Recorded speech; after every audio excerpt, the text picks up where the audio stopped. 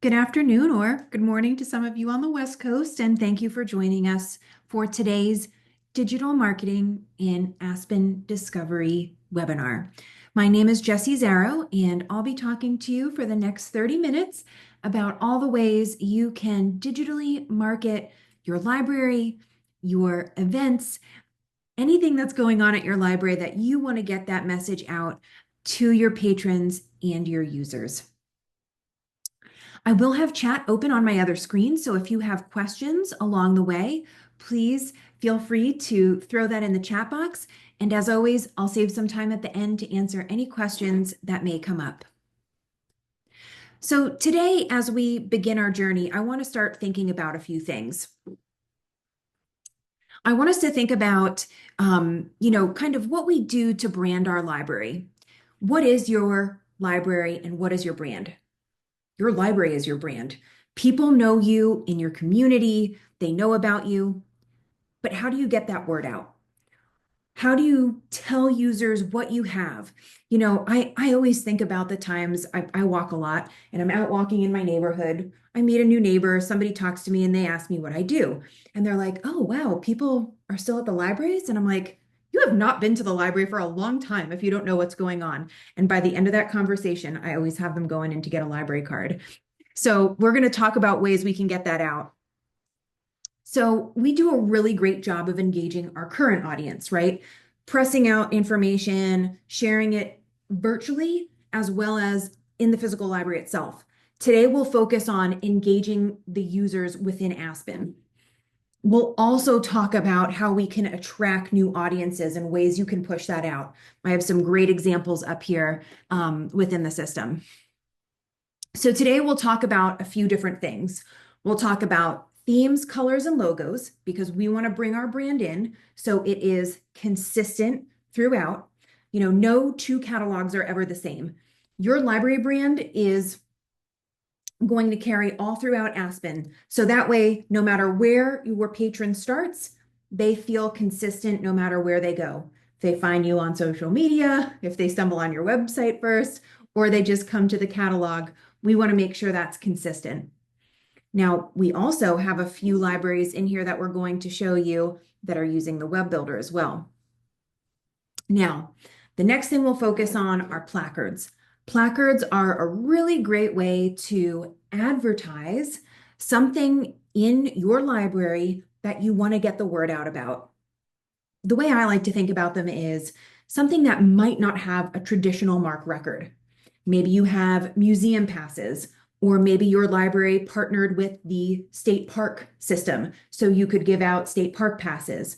Or perhaps you're collaborating with the local college or university on a program. These are all great ways that you can use placards to trigger advertisements for your users. We also have browse categories. I think of browse categories as a staple for Aspen Discovery because that's one of the first things that our users see when they come to our catalog.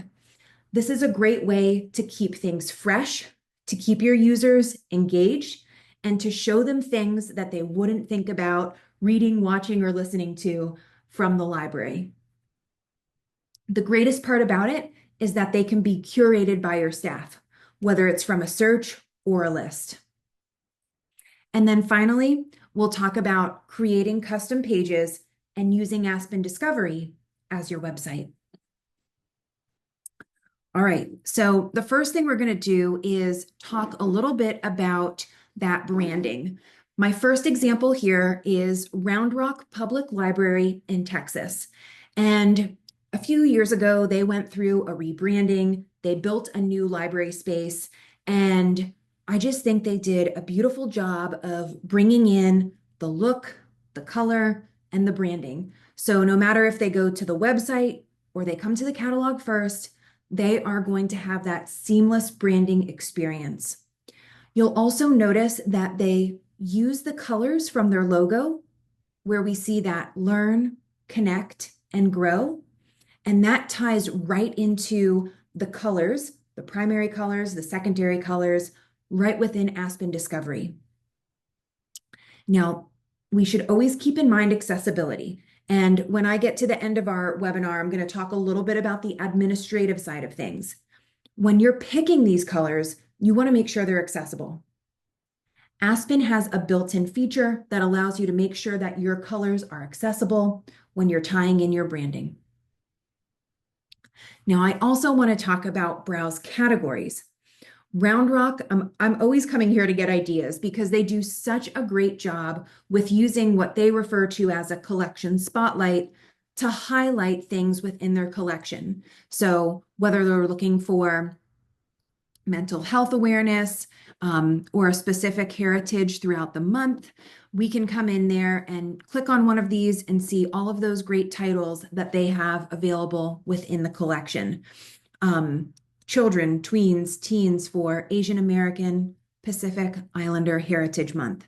This is just a really great way for users to be able to see all of that information, be able to browse through and see different options within the collection.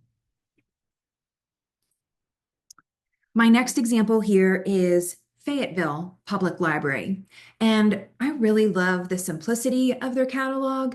They have that branding. So we have their logo in the upper left-hand corner, and then we have the colors that tie in, kind of like a medium yellow tied in with a deep purple. And what's great about this is it's clean. I can come in here and search, but I also have the tie-in of the branding from the logo within the system. So as we look at this one, again, I can come in and begin my search. I'm familiar with the library. I see that logo that reminds me of either the website or wherever I began that journey. Now here, I'm going to talk a little bit more about browse categories. With Round Rock, we saw a lot of subcategories where they used a specific browse category to say, I'm going to show a lot of different collections and then give you subcategories to narrow down what you're looking for. In this case, with Fayetteville Public Library, we're seeing just a stream of those browse categories where users can come in and then navigate to see what they want. Part of the reason I used Fayetteville for this example was just because I thought this was such a great browse category on the first one. I love this. We're getting into spring. I'm down in Florida. We're almost in summer, it feels like. But this is just a neat way to kind of throw a curated collection out. People are getting excited about spring. They're thinking about things. And there's all different options on here for them to either watch, listen, or read. And again, this is one thing I love about digitally marketing our libraries. We have such a diverse collection. It's not just books. It's not just, audiobooks or e-audio. It's everything. And this is just a fantastic way to be able to come in here and kind of highlight all of those different things that are available within the collection. So you'll notice here as I scroll through, just a lot of different options for those users. My next example here is a consortium. So for those of you that may be in a consortial setting, this is Ramapo Catskills Library System up in New York. And what I really like about what they did for their consortial landing page with Aspen Discovery is one, tied in those colors. So their logo is a consistently like deep, dark blue. And then they have tones of this like mustard yellow in the system. And then of course, as we come down, we can see that tri-area color that they're using to highlight different browse categories. So the first one that I really like is the awards. This is a great way to point out national awards, maybe local awards that may have been given out. But again, sometimes users don't know where to find that information, or maybe we had a link to it in our website. But with Aspen and the browse categories, we can digitally advertise these collections that we have. I think about it. People have phones everywhere they go, wherever they're at. Aspen's mobile responsive. So whether you're using Aspen Lita or you're using your phone to just access the Aspen Discovery catalog from your browser, it makes it easy to go in and view this information. So if I have little ones, I didn't know what was on the Newbery Award, um, fiction list this year. I can come in and just browse through, see what's been on in the past, and find something new to read with my little ones. So it's just a really great way to digitally advertise this information. Now, remember, browse categories can be searched and created, like in the case of our bees, or you can create lists. Lists are a fantastic way where staff can curate something specific, where they select those titles and they add them to a list. And then you can create a browse category for those to digitally advertise the content of that list. And so this is a really nice way to bring that information in and highlight it on that main screen. My next example here is Rancho Mirage. They're out in California and they actually have an observatory in with their library. So if you're ever traveling and you get the chance to go out there, please check it out. It is incredible.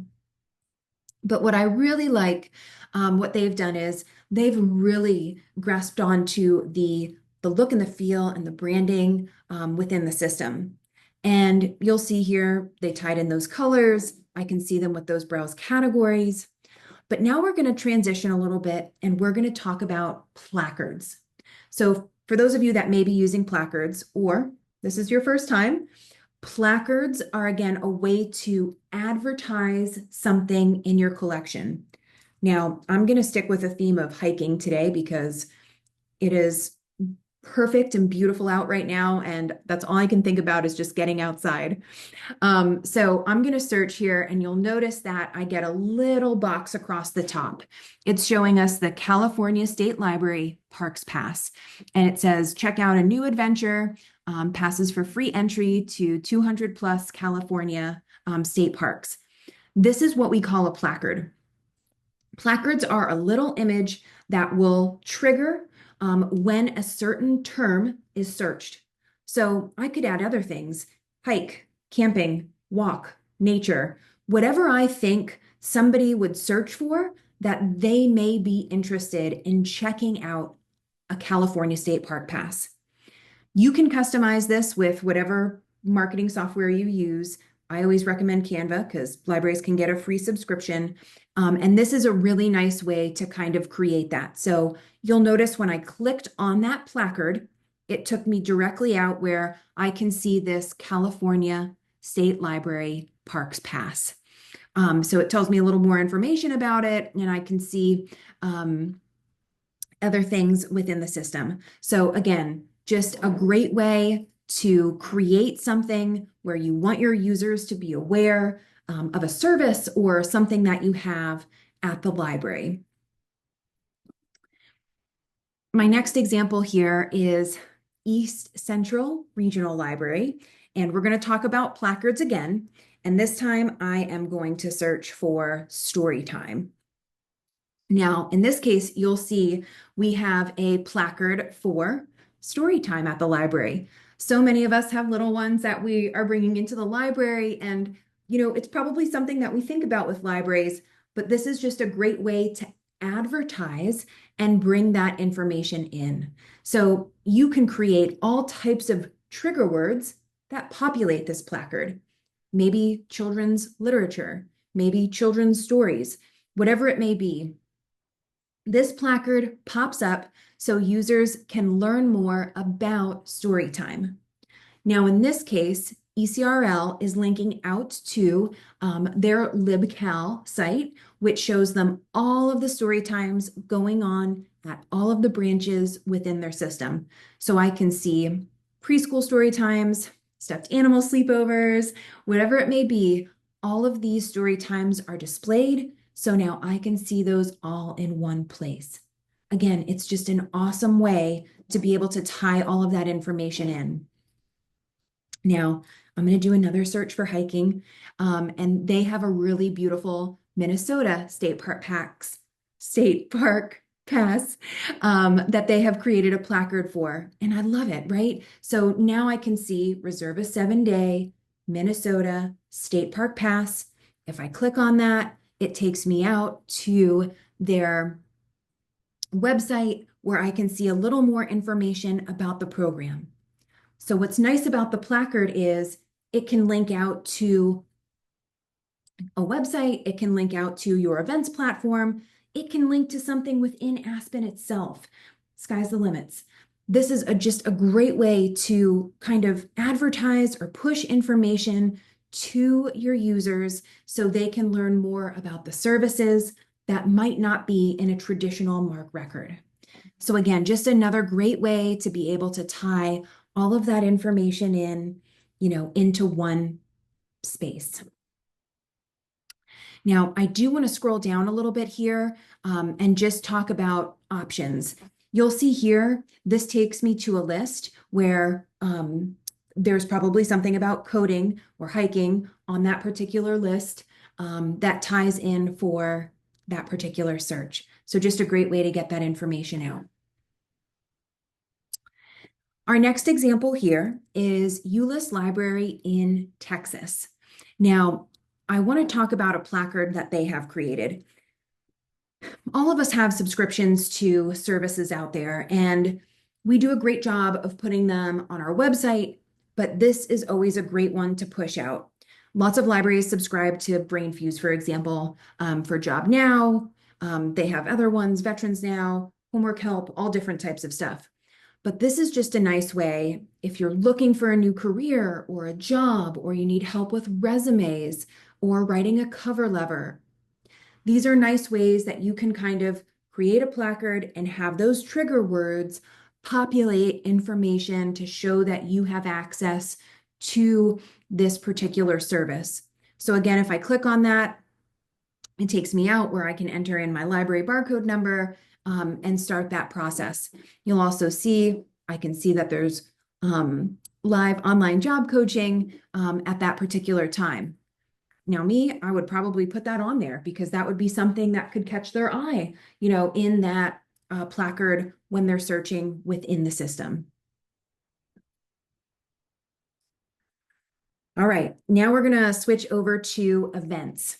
So in Aspen Discovery's 2504 release, a new feature came out, and that is called native events. So in previous releases of Aspen, we had integration with LibCal from SpringShare, Library Calendar from Library Market, Attend from Communico, and Assabet Interactive. Now you can build events directly in Aspen Discovery. And Newport Public Library in Oregon is one of the first libraries that I've seen pull it all together and has a beautiful display of the Aspen native events within their collection.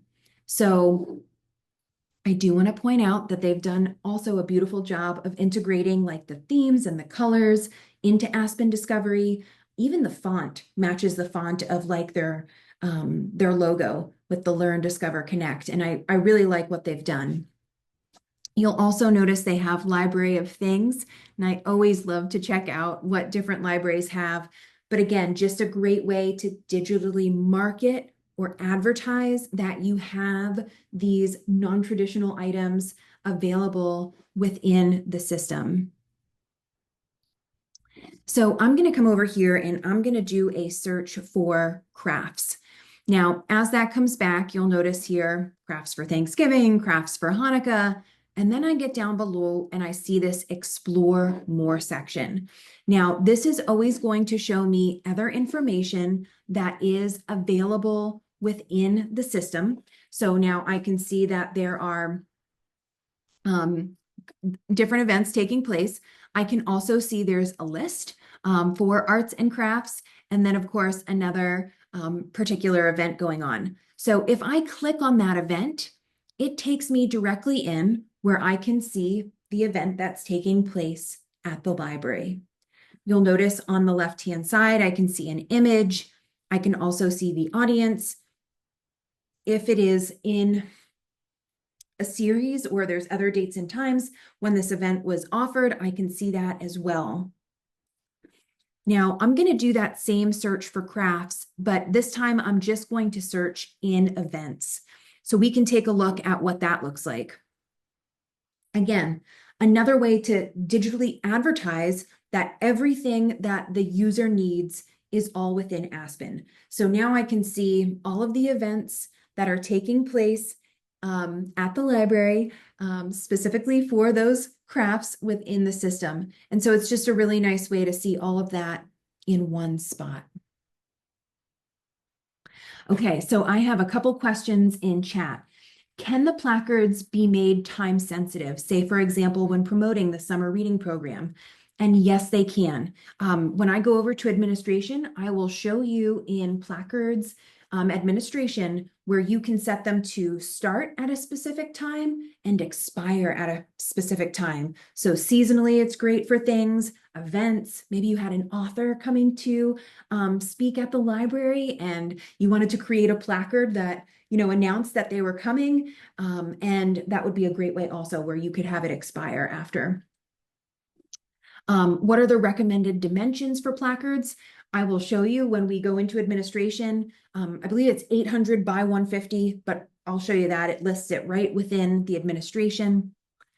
And can you add a registration link to a native event? We use Asabet. That's a great question. So with Aspen's native events, you can build your own fields. So in theory, yes, you could create a field that's called URL, and then you can place that URL in it. So yes, the nice thing about Aspen's native events is that you build your own fields and field sets within the system. So you can generate all of your own data in there. You're kind of building it from scratch. So you can select, your audiences, the type of events, the type or the categories of your events that you have within the system. Okay, now I'm going to talk a little bit about Web Builder. My first example here is Payson Library in Utah, and I just love to show off the work that they've done. They've created pages for kids, tweens, and teens, and I just love coming in and seeing kind of the new information that they tie in and show off within the system. So for this one in Kids Corner, you can see they have just a long header image. They've created a collection spotlight within Aspen, which allows you to highlight a certain type of titles or information. There's a little GIF. You can embed videos and links. They've also created like these little advertisements for upcoming events that they're having at the library. And so it's just a really nice way that you can tie all of that information in. So Payson is a great one to take a look at. They've done a really nice job of bringing all of this information into one spot. So again, little GIFs or little videos that they have within the system. My next example here is the Hooksett Library in New Hampshire. And I was fortunate to meet some of the librarians this last month, at the New Hampshire Library Association annual conference. And they were so excited that they had built out these web builder pages, and they just look beautiful. And this is exactly what we want to see. So if we come over and see that information, it's just a great way to kind of find everything that you're looking for in one space. And this is built using Aspen's Web Builder feature. So if I come over here to info, you'll notice I get a drop down, and this shows me all different types of things: employment, staff directory, whatever it may be. I can see all of that information in one spot. And again, this is built using Aspen's Web Builder feature. Another thing I noticed was under their services, they have the smart lockers. I love this because it shows them exactly how to use those smart lockers. You can see it was paid with from a grant. And again, this is just a custom page that was built within Aspen Discovery. So I can see all of that information. You can embed images or, videos, whatever you want it shows all of that information in one spot. Um, a question came, what is the cost of the web builder feature? There is no cost. It is included with your annual support and hosting of Aspen Discovery. So you can just start creating and using and setting them up. My next example here is also in New Hampshire, Merrimack Public Library. And again, I really like what they did here because on their main page, you'll see we have little images that take us out. So if I click on that, reserve a museum pass, it takes me right out where I can see information to their passes from LibCal. If I scroll down a little bit, I see a collection spotlight. As I move along, I can see little advertisements. It's telling me they're closed on Monday for Memorial Day. And then as we scroll down below, we can see a calendar. So again, just another great example to see how libraries are pulling in this information within the system. Now, I do want to show off another couple things. You'll notice here, if I come in under info, I can see things like the mission and policies or the strategic plan. If I click on that, it takes me right in. So again, this was built using those pages so you can see just that information within the system. If I go into services, I can see it. So it's just a really great way to be able to see all of that information in one spot. Now, as promised, I am going to jump over to Aspen Administration and just talk about some of those places that you can set this information up for your digital marketing within Aspen Discovery. So as long as you have permission to access administration, you'll see some of these features in here. So the first thing I'm going to start with is those themes. This is where you're defining colors, fonts, and images used within Aspen Discovery. Now, my sandbox is set up as a multi-branch system. So I'm going to come in here and I'm just going to use my default.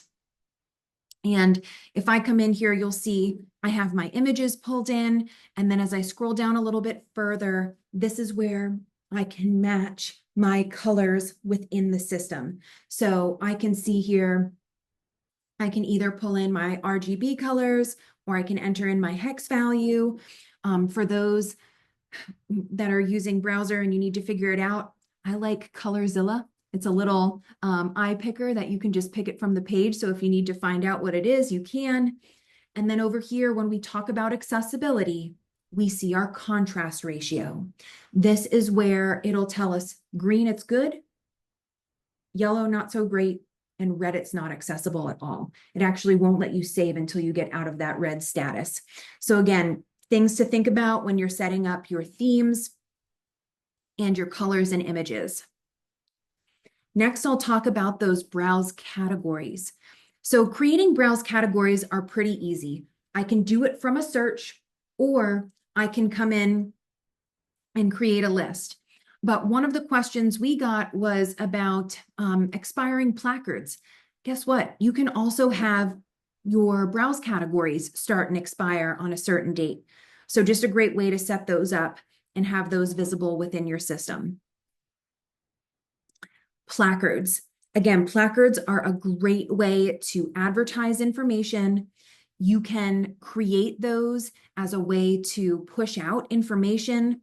Again, for our question that came up, start and end date allows you to say, show them at the beginning and at the end. You can mark them as dismissible, meaning that the user can X them out. And then as I come down a little bit further, you'll notice over here for our question that came up about dimensions, it'll tell you that the max width is 800. I usually go about 800 to 150. Now this one's a little bit bigger because I used another library's example. So it just depends on what you want to see within that image. And again, you can link it out to a certain URL. You can link it to something within Aspen itself. And then, of course, we have those trigger words. And you can create as many trigger words as you want.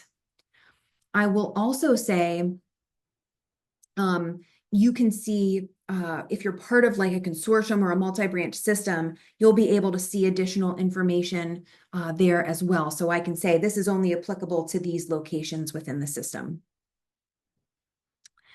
And then finally, I talked a little bit about Web Builder. In Web Builder, you basically have custom pages and basic pages.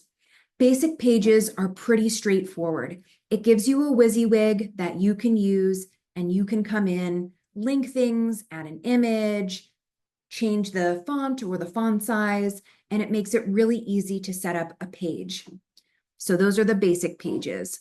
With your custom pages, you have a little more flexibility where you can embed a YouTube video, or maybe upload an image or something that you've created within the system, and it just makes it really easy. You can decide how long, if you want multiple columns within a particular row within the system. It's easy to set up collection spotlights. If I come down, you can see we have a video over here. If I scroll down a little bit further, I have a form using Aspen's custom form feature. And then, of course, as I go a little bit deeper, I even have a poll. So all great ways that you can tie in and build things within Aspen Discovery's web builder. Just some more comments. We're going to pilot using the web builder to showcase our summer reading.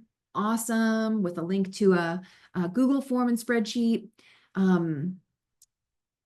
Would love for Aspen to add a feature that mirrors Beanstack. And then somebody responds with, Aspen has a community engagement module, and that is correct. I'm super excited about this one because it allows you to track what Aspen calls campaigns, but this could be, you know, an adult reading campaign, a kids reading campaign. It could be summer reading. It can be whatever you want.